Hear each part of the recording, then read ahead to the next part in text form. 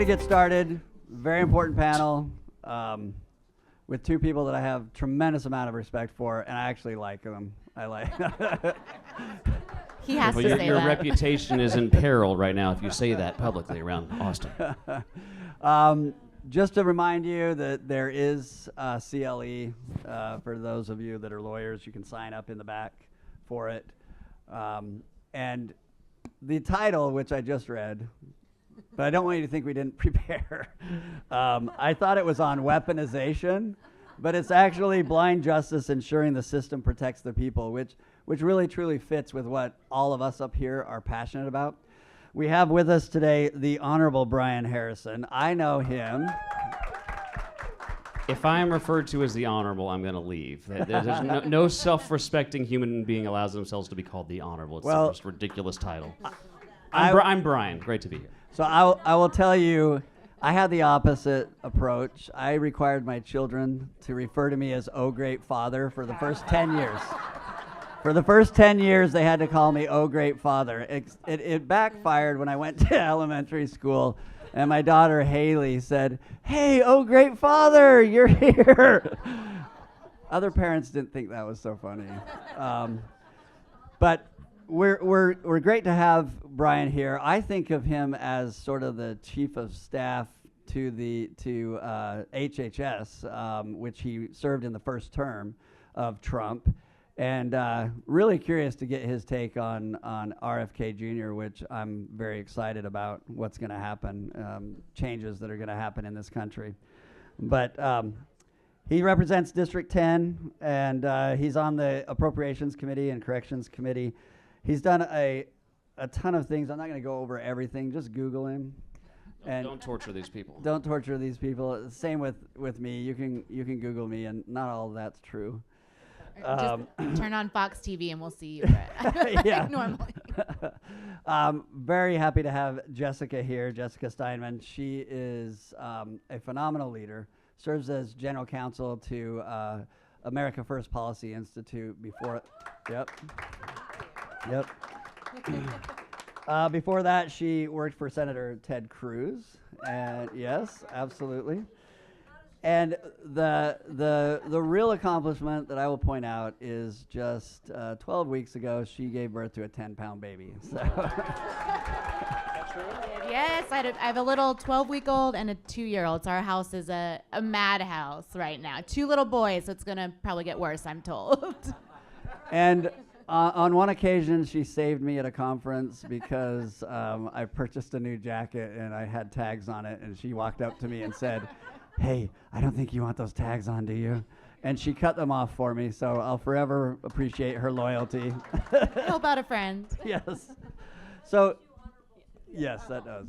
So today what we want to talk about is, I think a subject that we obviously all are very passionate about, and that is we're seeing a shift and a dynamic change in this country. A sense of optimism is permeating. It's not happening with everyone. Just recently, I received out of the blue a message from my nephew, who I've loved my whole life. He's 36 years old, and he indicated he's done with me. Yeah, absolutely done, because he can't believe that I support Trump and that I support, my good friend Pam Bondi, and that I'm helping to get Kash Patel confirmed. And he has bought into all of what the media for so many years has been saying, and I don't actually blame him, because if that's your echo chamber, then you're afraid right now. You're afraid. You're living in fear, and you think that the country is going in a direction that's scary, and you didn't realize that you were just being led down the primrose path gently by the left over these past decades. The government growing and becoming more powerful, and the people growing less powerful. That's really, in essence, what we're going to talk about. So I'll let these two give you a little bit of initial comments, but we want to talk about the abuse that we're aware of, what efforts are going to happen and are happening now to rein in government and protect people. We want to talk about DOJ and criminal justice, but it's bigger than that. It's bigger than that, and we're going to address all of that. So, Brian, we'll turn to you, and then Jessica. Sure. Thrilled to be here with you this morning. It's a little surprising. I was able to get a break from the Texas House. We have had just a crushing schedule of passing birthday resolutions and resolutions to honor Beyonce. So I'm very happy that I was able to take a step away from all of that inaction to be here with you today. Because at least in this room, tell me, am I right? Am I in a room with people that actually want to deliver bold conservative victories for the people of Texas?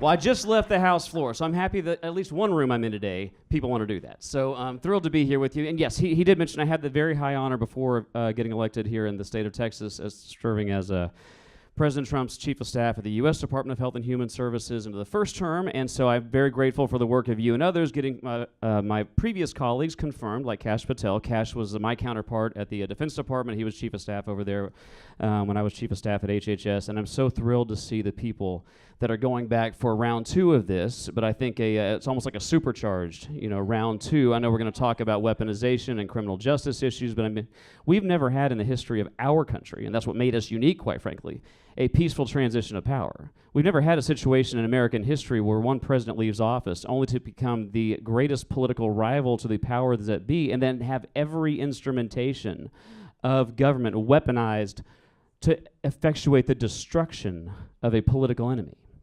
And if that precedent is allowed to stand, that is the type of thing that can, forget having some impact in election. That's the type of stuff that can destroy the fabric of our republic. And so for any of us who believe in a constitutional republic, and we are a republic, not a democracy, we can't just speak out against this. No, that's important. We lose sight of that a lot. We cannot sit idly by and be silent while two things happen.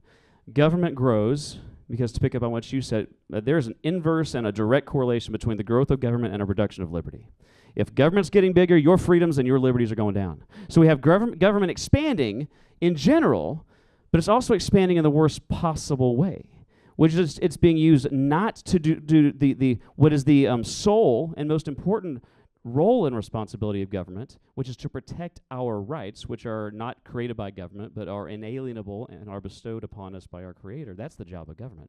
Government's getting bigger, and it's being used to enrich crony friendships, and worse, silence, marginalize, prosecute, criminalize political opposition. We should not accept this premise, and I think the state of Texas should be leading the charge against that. So thrilled to be with you this morning. Well, I just want to start off too. I think today is the 1-month anniversary of Trump taking office. So that's very exciting, yes. And I know we're going to dive into this a little more with Brett, but just how much we've done this last month is just unprecedented. I think all of us see that. All of us in this room agree on that. But really, where did that all come from? I think it came from, and we're going to talk about this a little more, the last 4 years. I was in the Trump Department of Justice. I was a senior official there, and we were gearing up for our second term and and same as Brian, I'm sure at HHS. We were ready. We were ready. We'd gotten in new staff. We had plans. The second term was going to be amazing. Unfortunately, we did not get to stay. But looking back now, I think it really was a God thing that we didn't stay. The amount of work that organizations like AFPI, TPPF, all these other organizations did in that 4 years has made us so much stronger. And honestly, what we've done now, what we've done in this month, I don't want to say, but it could have taken us a year. I don't know where or if we've even have gotten to some of the places that we've done this time. I know, and we'll talk about it a little more, but I think that lead up has taken us to where we are, and just being able to reflect on topics like this, of the weaponization that was going on at DOJ, even when we were there with some of the careers. And I love DOJ. I think most of the careers are good prosecutor. There's good people there, but it's, a handful of bad ones that ruin the whole thing. And so taking a step away from that and sitting down, strategizing, figuring out not just the people who are going back in this time, but really the policies that go back in. And we knew those loopholes this time, and we were ready, day one. I think we had maybe 200 EOs that we've written in the last couple of years, just even at AFPI. Executive orders. So we have those already written, and you've seen some. I think out of the about 56 or so EOs, AFPI had written about 34 of those, and again, there's another about 150 to come. I just drafted one last week. Yeah, it's continual. But that kind of work, and again, being able to reflect back and seeing what worked, what didn't, at DOJ and the broader, and we're going to talk about this too, but the broader weaponization of the whole government by the Biden administration. And really, I think we're going to be tearing that apart. So I'll hand it back to you. Yep. So just as a way of update, I texted Senator Lee, very good close friend of mine. I said, "Where's the vote on Kash Patel?" And he sent back very clear message that it's razor thin, but he thinks we're going to win.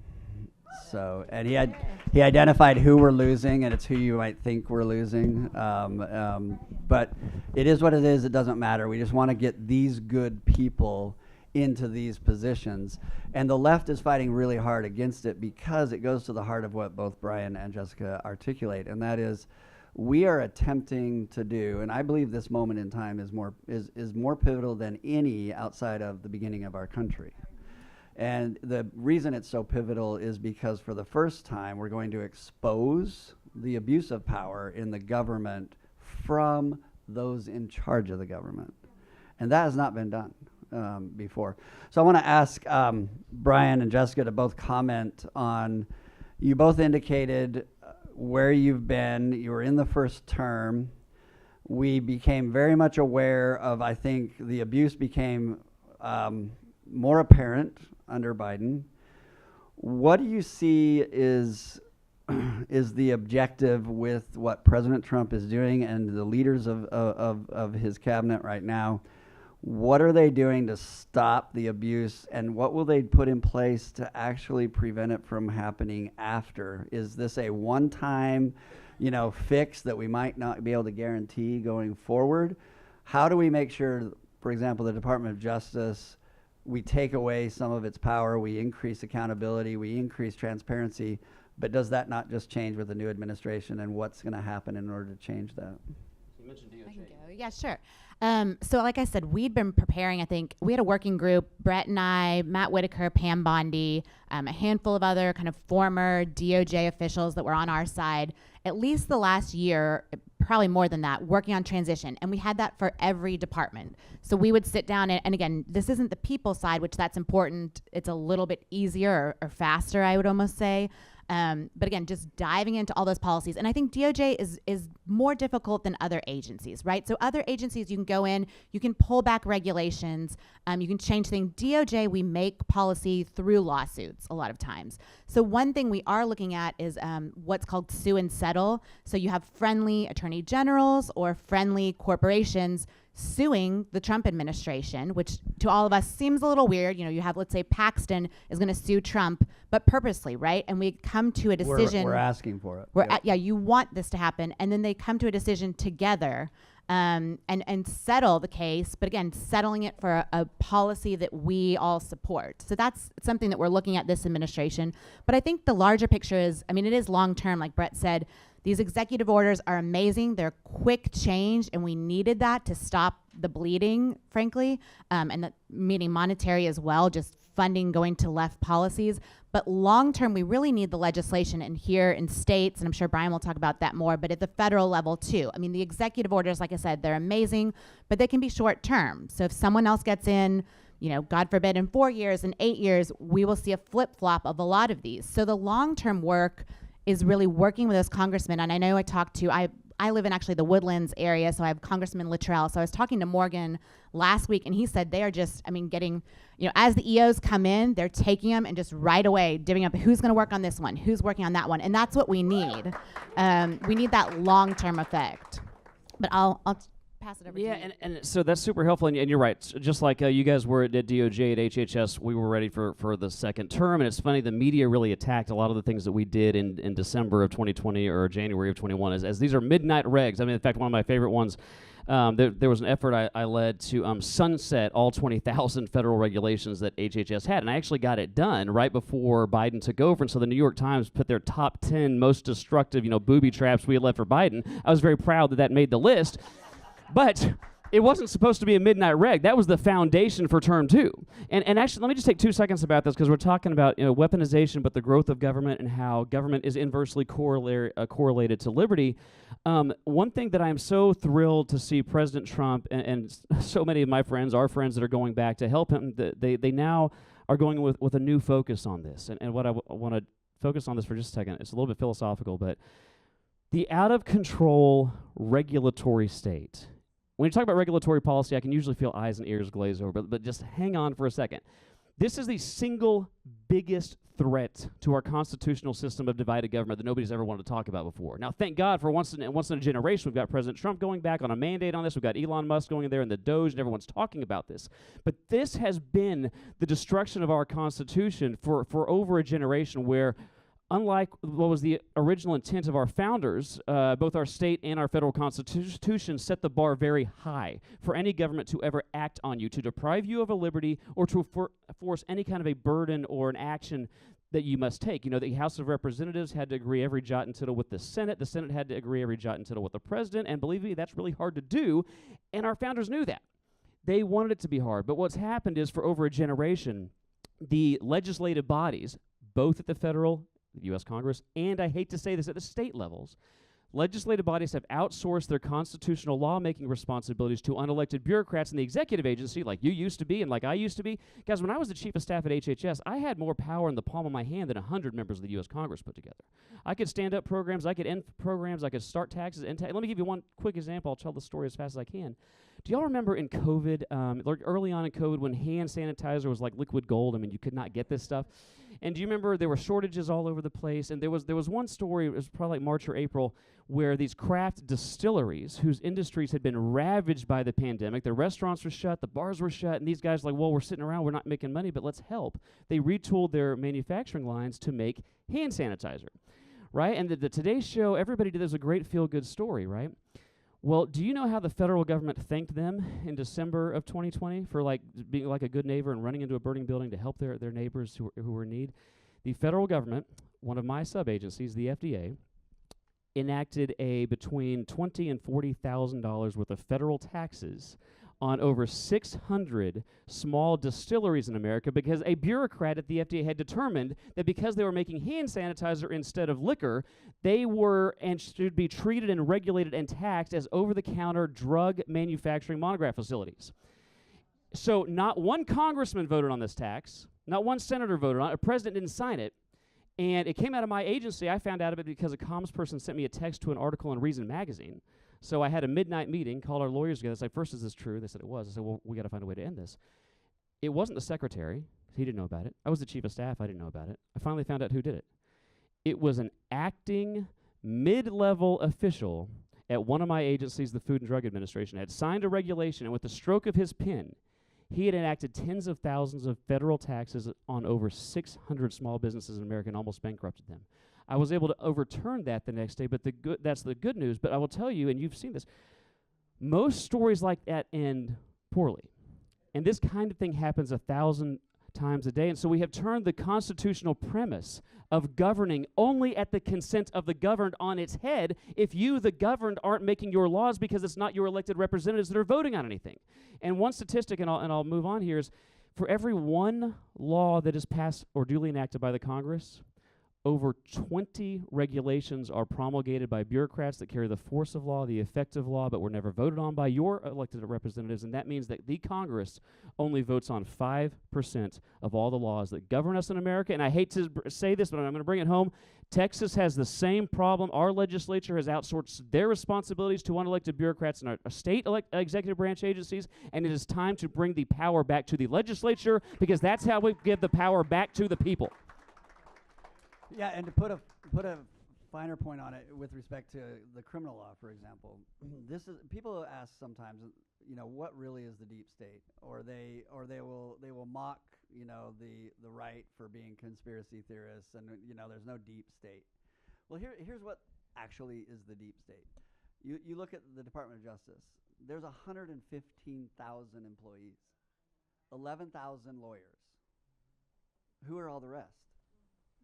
They are bureaucrats, okay? And then you take every agency, HHS, Homeland, it doesn't matter, every department and every agency, and that is the balance. You have a massive amount of bureaucrats and a few that are elected appointees of the incoming president. So what happens then, these bureaucrats, they sit down, they hunker down, and they survive through multiple presidents, and they are given power to promulgate regulations. And those regulations is why we went from a few thousand criminal statutes under Reagan to we now have over 300,000 criminal regulations and statutes. And so literally, if you have that kind of power and you're a prosecutor or you're an investigator or an FBI agent, right, and then you get politicized, right, what can you do with that power? And that's why it is so critical right now. Like what Brian says and Jessica are saying is there has to be a time and a place for somebody willing to come in and say, we will overhaul in a way that's never been done before this bureaucratic state or deep state, and we will do it through funding, we will do it through regulation, deregulation, we will do it through the Congress. And that's what you're seeing is a well orchestrated and organized approach to doing that. So what I want to ask Brian, put him on the spot here, what does Texas have to do? And what areas are you most concerned about right now for Texas in terms of holding the government accountable?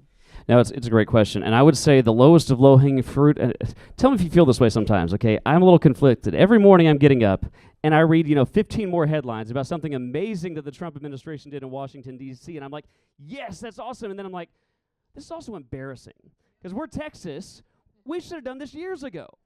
And I think that was one of my big shocks when I got elected 3 years ago, having just spent years serving under President Trump, is that I assumed every elected Republican in Texas was fighting as hard for the freedom and liberties of the next generation as those of us in the Trump administration were. And I was in for a real shock when I got into the Texas House and learned that Democrats control the people's body in the state of Texas. And that the regulatory state is out of control down here. And I'll give you just a couple quick examples of this. I mean, things I was shocked by. I mentioned the sunset rule that I was able to help President Trump do in D.C., where we sunset 20,000 regulations. I thought it would be the easiest thing in the world to just replicate all the deregulatory actions that we did under President Trump for the first term, come codify it into statute, and pass it at the state level. I can't get traction on any of that in the Texas House. And I'll give you an example. Texas has, 30 years ago, the Texas legislature actually did a good thing. They said every 4 years, if you're an agency, you should have to retrospectively review their regs. I was really excited to see this. So I filed a bill, and I simply said, okay, and you can't enforce a reg if it's not been reviewed. You would have thought every state agency in Austin was going to grind to a halt. Okay, they came in and said it's going to cost $50 million for us to comply with a state law that's 30 years old, effectively confessing to me that we haven't reviewed any of our regulations.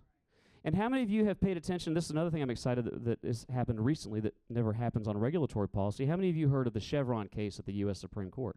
How many of you are very excited to see those bureaucrats have their wings clipped, right? Well, that's great. Here's what's not great. Chevron deference, which for those of you who don't know, that is basically government-sanctioned cheating.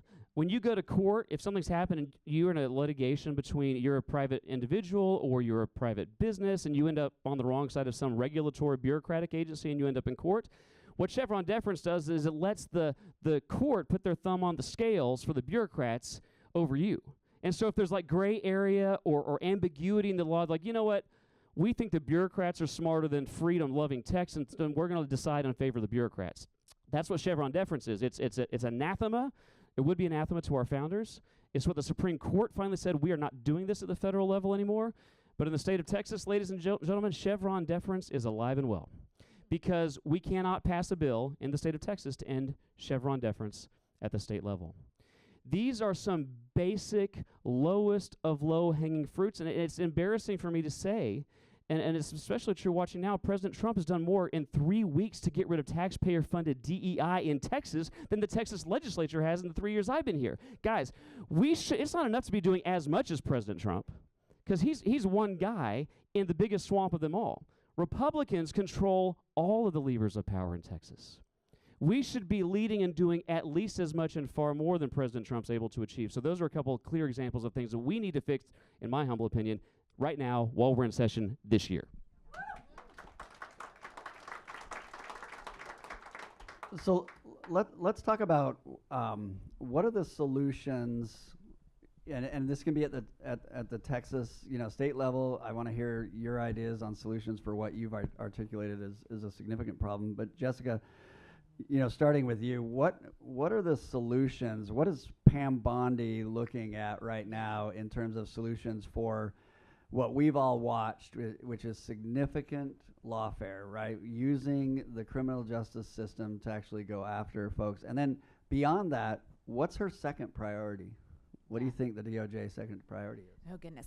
So Pam was on, I think most of you guys know, Pam worked for us the last 4 years. So Brett and I, well, Brett's known her for a long time, but I've worked very closely with her, still talk with her very closely. So we talked about the transition group, how we're kind of leading up to that. And that one of the big things we talked about was I don't want to say exactly what you saw, but what came out pretty soon after Pam took office is the working group against deweaponization at DOJ.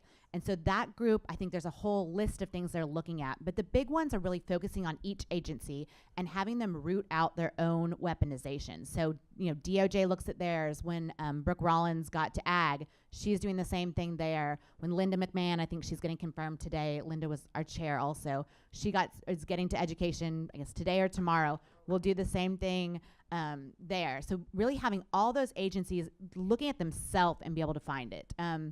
And I think a lot of the problem is we've got to find the weaponization. It's like you said, the careers are there from administration to administration, 20, 30, I mean, their careers, they're there their entire career. And so it's hidden too. So that's a big piece of the puzzle. I think the other pieces that they're looking at, and you saw on day one, is all of these secretaries had a day one plan. And if you hadn't seen, pick your area you want. If it's, again, education, ag, EPA, Lee Zeldin worked for us. Day one, they all came out with, here's, 10 to 15 big picture things they did at each agency.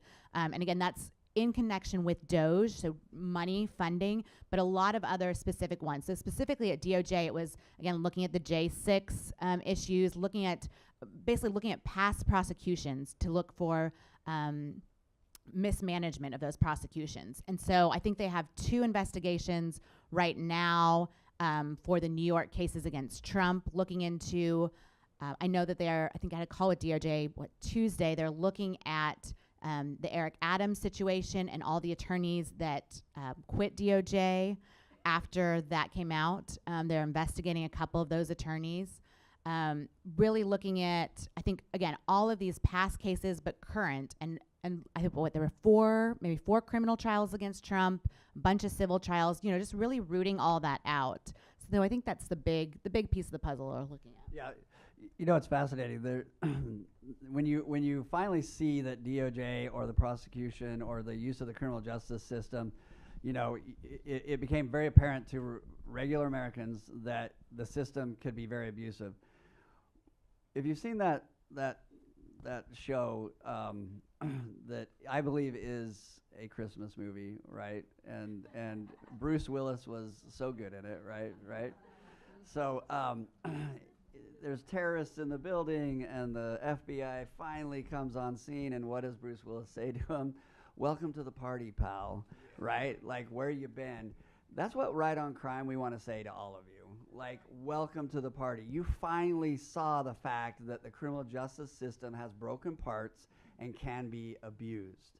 And the power can be used. Now, that doesn't mean there aren't criminals out there that deserve to be prosecuted and put away, and some of them for a long period of time, depending on what their crime is. But it also shows you that we've allowed our criminal justice system and those that wield that power to grow without any accountability and virtually no transparency. So that's why all of a sudden we were shocked to see as a country what they did to Trump, what they did to those that oppose abortion, what they did to conservatives across the country. And so when Jessica talks, I think about the fact that their first line of defense is to actually dig into how bad is the problem. I became aware of a case just a few weeks ago. An individual, not from this country, a wealthy individual posted a positive response to Donald Trump winning the election, and DOJ under Biden launched an investigation after the post. Oh my God. Yeah, and that's using the various laws that they could. I became aware of a very blatant attempt to investigate that individual just based on what he posted on Twitter or X. So this is a problem, and I know Brian's at the heart of it. I want to hear his ideas on solutions for this for Texas, and also solutions for what you've outlined, which is Texas is not leading, right? You're a state that should be leading, and you control all the branches of the government. But in a lot of ways, that's not surprising to me, and it's not to you, I know, because we've seen what happens when Republicans have every branch in D.C. before, and we're like, what did we do? We wasted all 4 years. That's not happening again this time in D.C.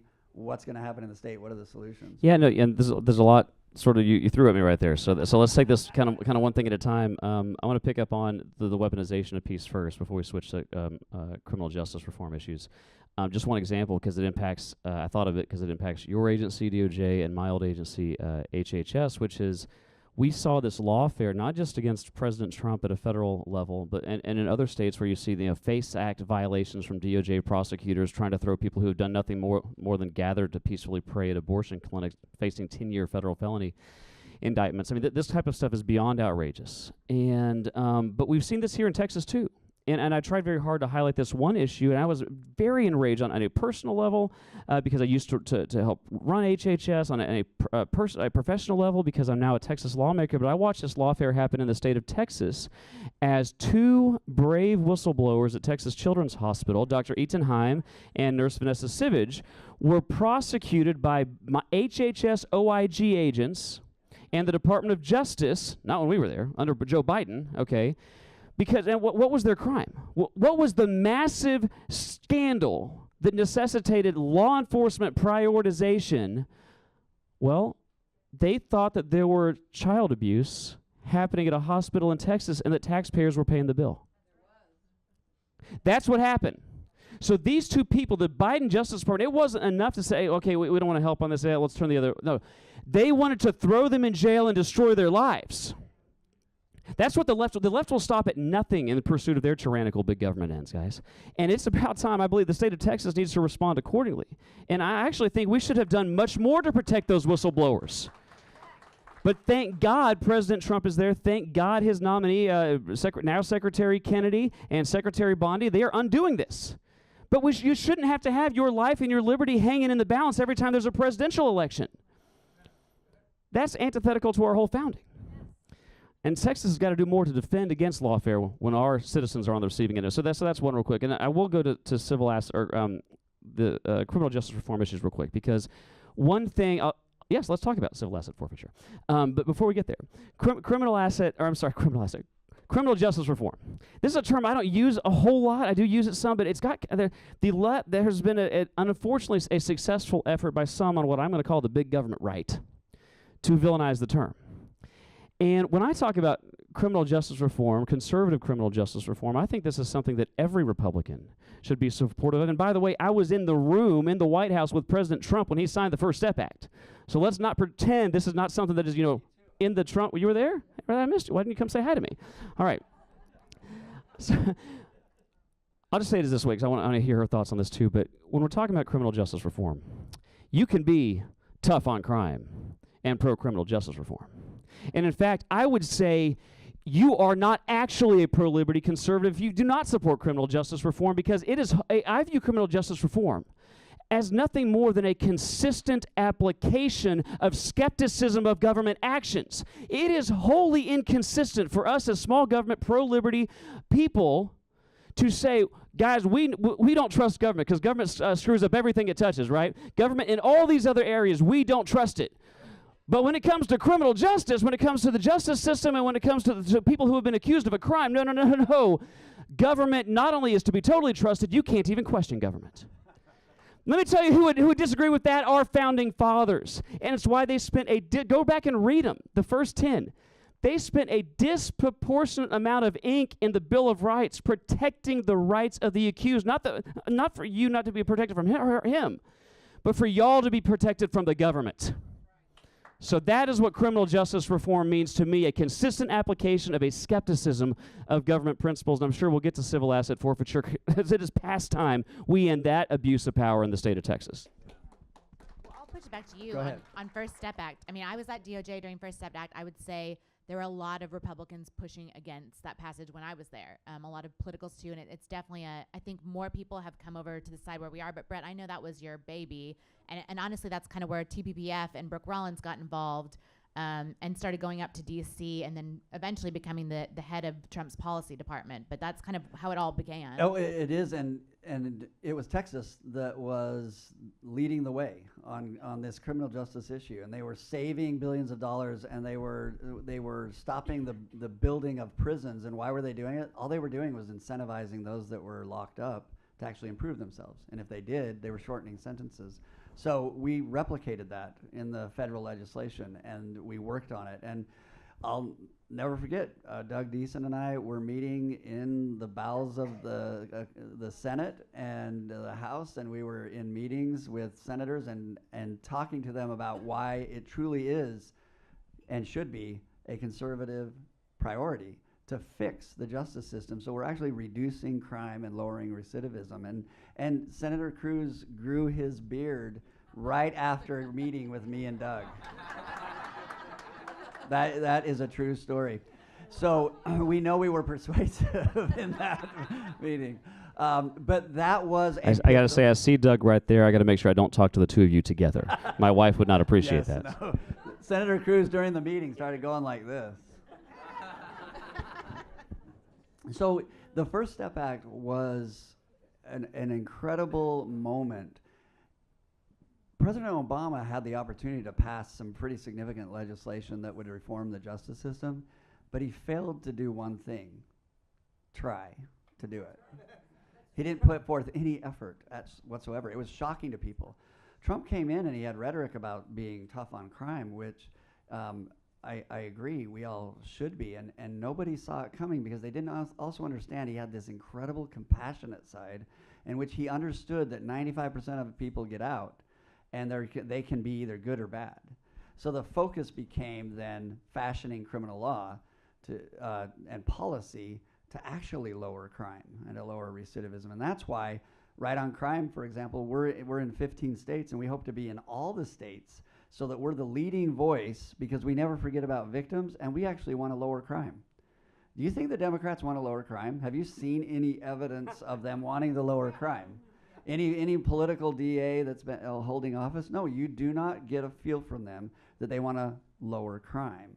So that's what we want to do. And it was an honor to do it. And I'll tell you right now, Jessica, myself, Rachel at Right on Crime, many others have been working on the foundational components of a Second Step Act. And the president has indicated, and those around him have indicated, he's not done with the criminal justice system. And thank God that he has that attitude, because otherwise we will continue to see this abuse with such tremendous power.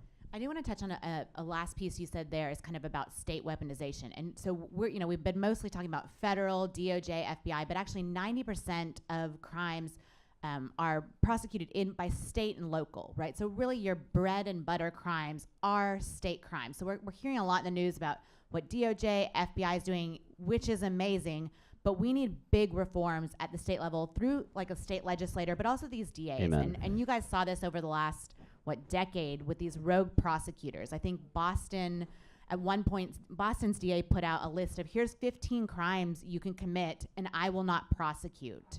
I mean, that's not what we're talking about, right? There's just not enacting the law. There's not law and order, but there's here the law and order, but with a compassion and with an eye towards the future.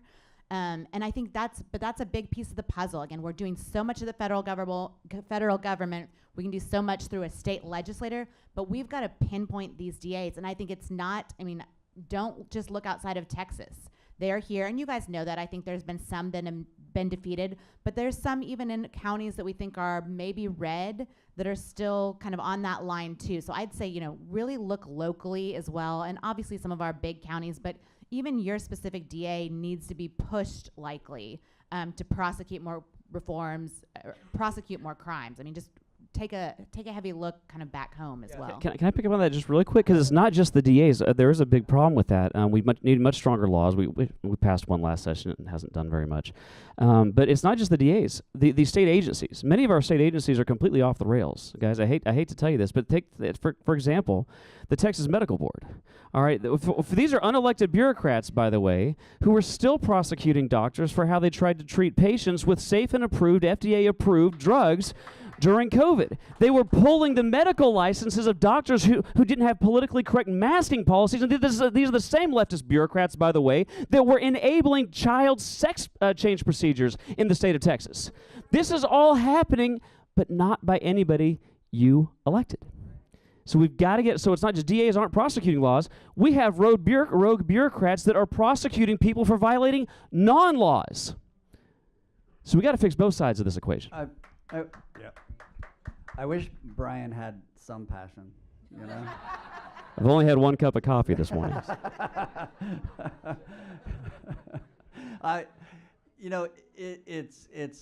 It's incredible to be up here with, you know, people that have been in the trenches, like Brian and Jessica, and many of us have been in the trenches for many years, and it is not an understatement to say that we're in the biggest fights of our country's life, you know, and it ranges from the bureaucracy and those that hold power in the regulation. I mean, I was shocked to learn not too long ago, maybe it changed under you, Brian, but that HHS had a police force that carried guns. We have a police force. We actually have a military force. We have the United States Public Health Service Commission Corps. Yeah. So the FDA has armed agents, and it was FDA agents with badges and guns that were storming distilleries who were making Purell during COVID. Yeah. So very few people in the public recognize that each department and each agency has developed their various police authorities, and they're using those, and they're using them. Including the IRS, by the way. Yeah. So there's work to be done, and I'm glad that Brian raised it. The prosecutors, the rogue prosecutors, have been a real focus of Right on Crime and AFPI, and both of our organizations work very well together and have for years. And we articulate strategies. Sometimes it's litigation, sometimes it's policy, sometimes it's deregulation. It's across the board attempting to try to fix this. On the rogue prosecutor side, look, and the rogue bureaucrat, if you will, the rogue prosecutor side is particularly fascinating to me as this has grown, because why is it when the left implements a policy, it's done so stupidly, right? Like, they announce the crimes they're not going to enforce. What is it you think is going to happen in those? The danger, though, about the regulators is it's all quiet. You don't know that it's happening. So I'm glad that the prosecutors are stupid and they just announce which ones they're not, because we can identify, right? We can identify who they are, and we can address that. It's much more difficult. I was told that leading up to the transition from Biden to Trump, that there were in the 5 figures individuals attempting to embed themselves in career positions in order to undermine what would happen when the new cabinet leaders came in. This has happened before, but never on the level that we've seen. That's why you saw FEMA dollars that went to hotels in New York still, right? And that's why it's super important. I hope that DOGE will quickly turn attention to also the criminal justice system. Yes, I think we'll see the lines of power and run along the lines of funding. And so I would open it up. What do you two see is going to happen with DOGE, if you have insight, and should states be replicating this? Yes, to the second. But I'll let Brian jump on that. But the first one, I mean, I think what we've seen too, and I think most Americans know this, but the money is so important. And so when I was at DOJ, the last office I held was overseeing about $9 billion that was not taxpayer funding, was all through criminal penalties and fines, but it went out back to the states, and it went out towards victim funding, a lot of human trafficking, or combating human trafficking funding. We're the largest federal funder to combat human trafficking. So what we saw, though, is when we were getting the applications, we have to put the money out. We have to put out about $3 billion a year through congressional mandate. The funding requests we would get, 95% very left-wing NGOs. And again, that funding has to go out. And the policies they're pushing through that funding, again, is not in line with, I think, the majority of taxpayers, or at least 50% of taxpayers. And so what we saw from the last DOJ and what you're going to see again is policy made through conditions, grant conditions. There's some right now for sanctuary cities. So if you're a sanctuary city, you might not get funding, or you're not going to get funding. But that's the way we affect policy, is through the money. And you saw that back, years ago with the speed limit changes, right? So if people wanted federal highway money, they had to decrease their speed limit. And so the same thing, we're doing that. And you look and say, oh, some of those states, the liberal states, they're not going to agree, they're not going to change their funding. This is how we make them change their change their policies, is through funding. And eventually they need the funding. Their local law enforcement needs the funding. So that's how DOJ is affecting policies in the states. But again, you see DOJ cutting, and you see agencies are going to do this through their grant funding, kind of push those policies out throughout. Obviously, the swamp hasn't driven through Wyoming. You want to have the speed limit as high as possible to get through Wyoming. Brian. I want the speed limits higher in Texas too, but that's just me. So I have a lot of thoughts about this. As far as should we do a DOJ in Texas, at the conceptual level, absolutely. Because when we're talking about DOJ, what we're talking about is shrinking government and taking on the regulatory state.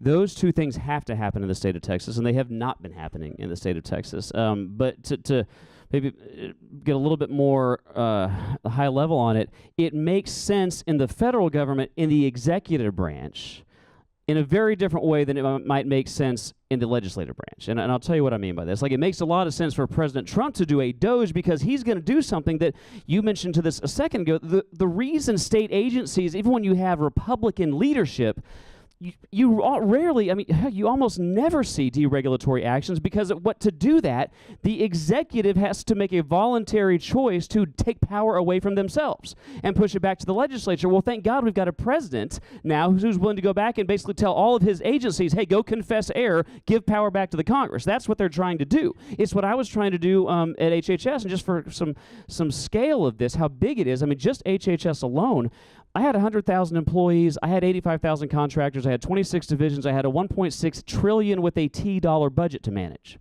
Okay? The amount of power that those 85,000 people has dwarfs the power of the Congress. And so for President Trump to tell his bureaucrats, go and basically open up all the skeletons in your own closets, tell everybody about it, and then nuke the place, all right? That's why DOJ works.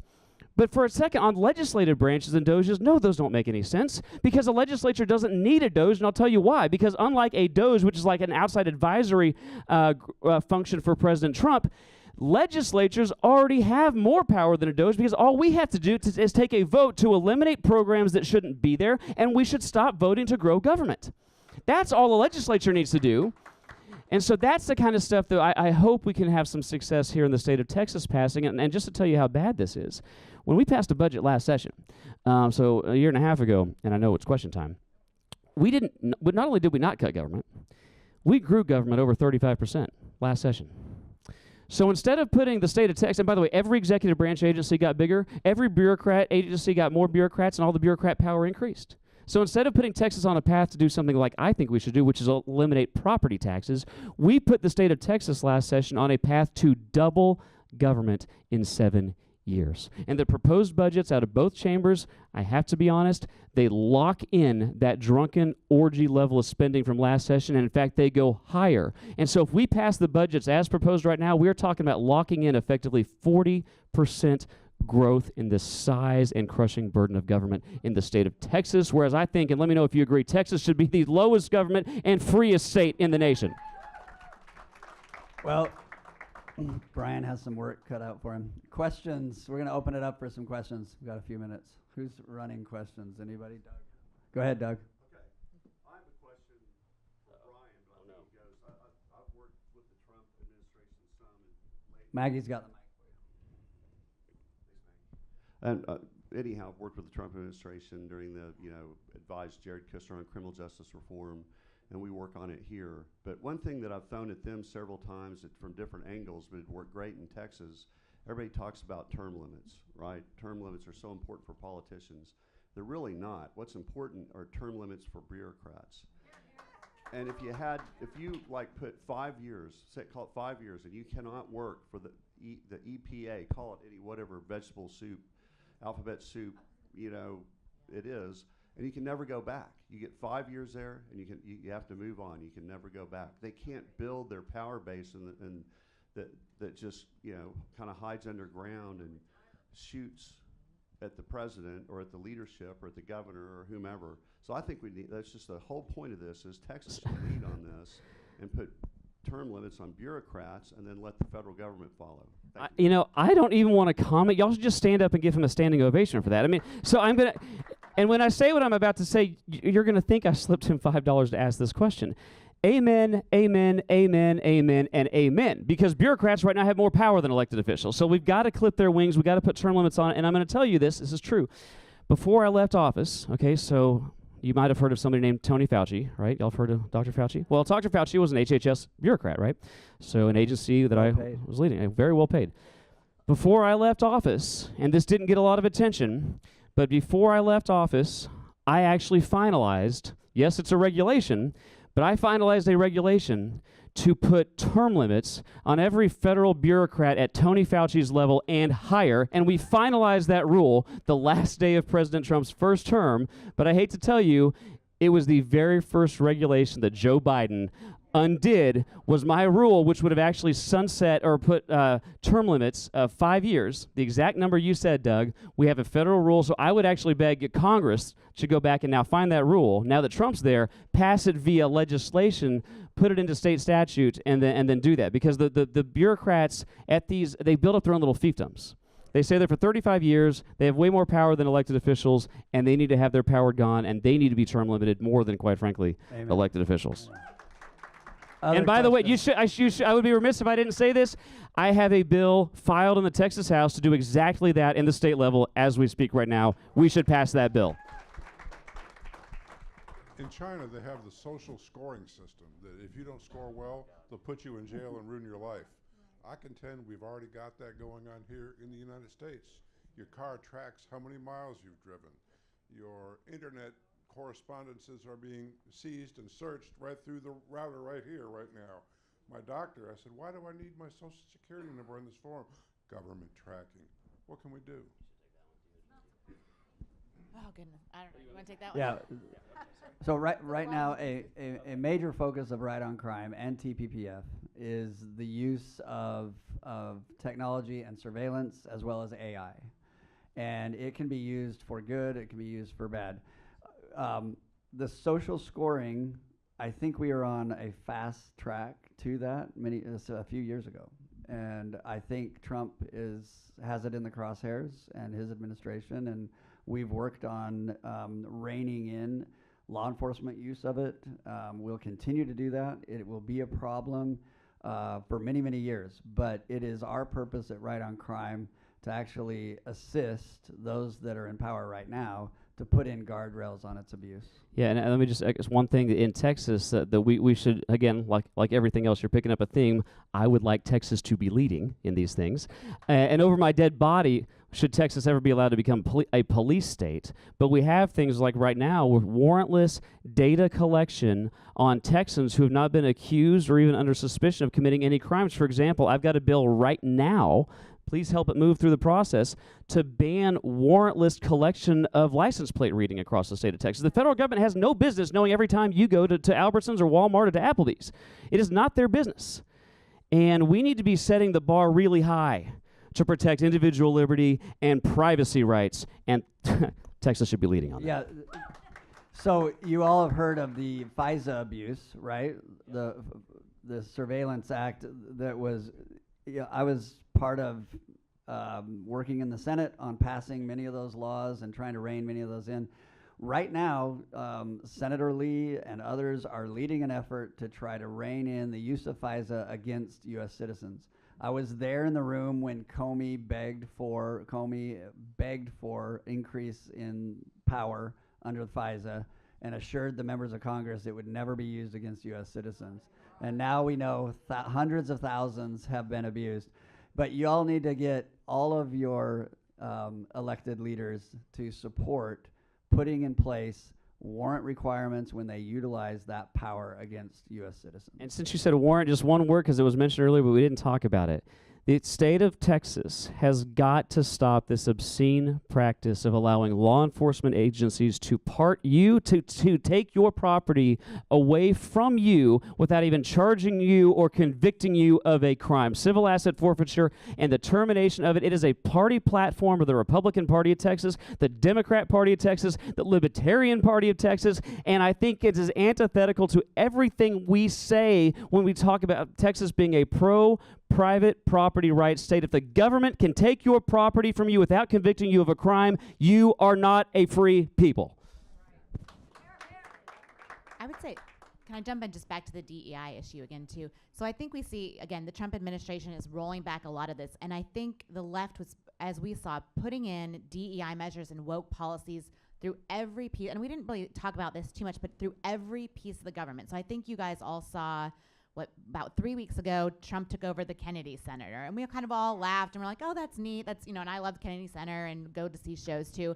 I was having a call with former Secretary Wilkie, he was the Secretary of Interior, and he talked about, he had went to the Kennedy Center during the last administration, and he was up in the president's suite, and he was there with, I think Clarence Thomas, one other Supreme Court justice, and Ginsburg was also in the audience. The executive director of the Kennedy Center got up on stage and just gave just a soliloquy about Ginsburg and, a 10-minute speech about how amazing she was, said nothing about Thomas and the other Supreme Court justice who they knew was there. They were in the president's suite.